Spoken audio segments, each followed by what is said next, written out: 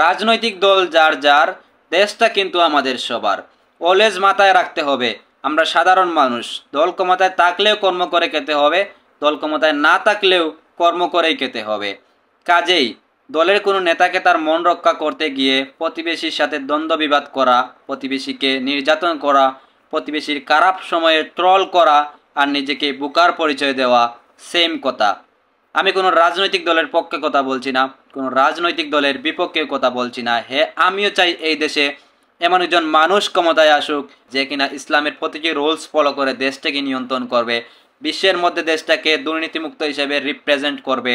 আমরা চাই এমন একটা দুর্নীতিমুক্ত দেশ যে দেশে মানুষ শান্তিতে বসবাস করতে পারবে, মানুষ তার ন্যায্য অধিকার সব সময় পেয়ে যাবে, প্রত্যেক শ্রেণীর মানুষ যেন তার ন্যায্য অধিকার পায়, কোনো মানুষ যেন নির্যাতিত না হয়। এই শিক্ষা প্রতিষ্ঠান ভাঙচুর হয়েছে ইদানিং, এইগুলা যেন টোটালি দেশ থেকে নিমিষে হারিয়ে যায়। গাড়ি বাড়ি পুড়িয়ে দেওয়া, মানুষের মনে আঘাত দেওয়া, মানুষকে নির্যাতন করা, যার যার ধর্ম সে যেন সেভাবেই উদযাপন করে, এই বিষয় নিয়ে সতর্ক থাকতে হবে।